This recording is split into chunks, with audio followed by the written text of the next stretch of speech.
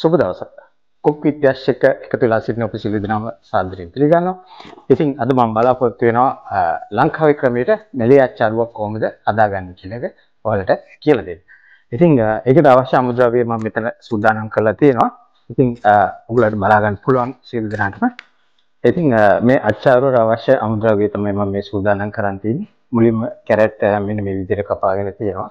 මිරිස් මෙන්න මේ විදිහට දිග අතට කපාගෙන තියෙනවා. ඊට පස්සේ මාළු මිරිස්, ඊට පස්සේ බීලුණු, ඊට පස්සේ විනාකිරි, රටින්දි, සුදු ලුණු සහ ඉඟුරු, ඊට පස්සේ මේ අබ මම විනාකිරි වල පොඟවගෙන තියෙන්නේ.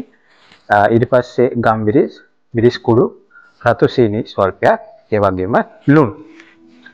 ඉතින් මුලින්ම දැන් කරන්න ඕනේ මේ මම විනාකිරි වල පොඟවගෙන තියෙන අබ ටික මේ වංගෙඩිය දාලා පොඩ්ඩක් අඹර ගන්න ඕනේ. මොකද මේක එකපාරට බ්ලෙන්ඩ් කරන්න ගියාම හරියට බ්ලෙන්ඩ් වෙන්නේ නැහැ.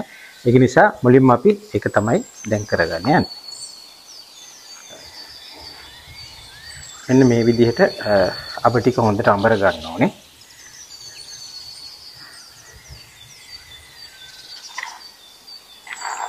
දැන් මෙන්න මේ විදිහට අපි වංගෙඩිය දාලා කටපු අබ ටික දැන් අපි බෙන්ඩ් කරගන්න යන්නේ.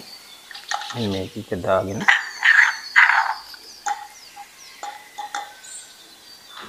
ඊට පස්සේ අනිත් සුදු ලුණු ඉඟුරු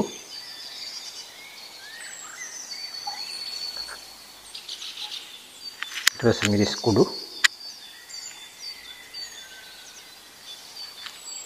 රතු සීනි ගම්බිරිස් ඒ වගේම ලුණු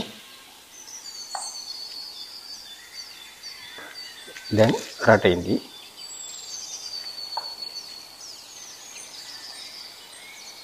ඊපස්සේ විනාකිරි කුත් එකටම එකතු කරගන්න.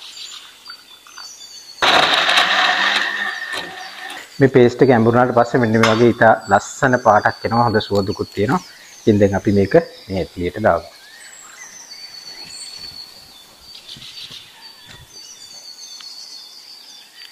දැන් මේ විදිහට අපි බ්ලෙන්ඩ් කරගත්ත මිශ්‍රණය ලිපේ තියලා හොඳට උතුරනකක් රත් කරගන්නවා. දැන් අපේ මිශ්‍රණය ලස්සනට උතුරගෙන එනවා. ඒ වගේම පොඩක් රස බලලා ලුණු ඒ වගේම පැණි රස වැඩිපුර ඕන නම් ඒක එක එක්කෙනාගේ රස අනුව එකතු කරගන්න පුළුවන්. අපි මේ උතුරගෙන යන පේස්ට් එකට දැන් අපි මේ කපාගත්ත ලුණු මේක රතු ලුණු උනත් යොදා ගන්න පුළුවන්. එක්කෙනාගේ කැමැත්ත අනුව මම යොදාගත්තේ බොම්බයි ලුණු. ඒ වගේම කැරට්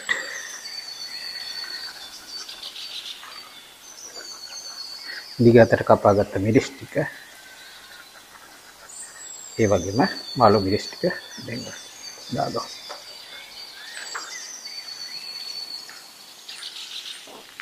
අපේ මැලේ අච්චාරුව දැන් හදලා ඉවරයි. ඉතින් මේක දැන් පොඩ්ඩක් නිවෙන්න මේ විදිහට තියන්න ඕනේ.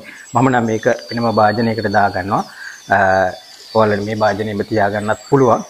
මේක සාමාන්‍ය පැය 12ක් විතර වගේ තියලා තමයි රස බලන්න ඕනේ. ගොඩක්ම රසයි. අද හදලා හෙට ආහාරයට ගන්නවා නම් මේ රසවත් මැලේ අච්චාරුවත් එක්ක මම අද ඔයගොල්ලෝ සමු ගන්නවා. ඉතින් තවත් මෙවැනිම රසවත් කෑමකින් අපි නැවත හම්බ වෙමු. මේ කුක් විත් යෂ්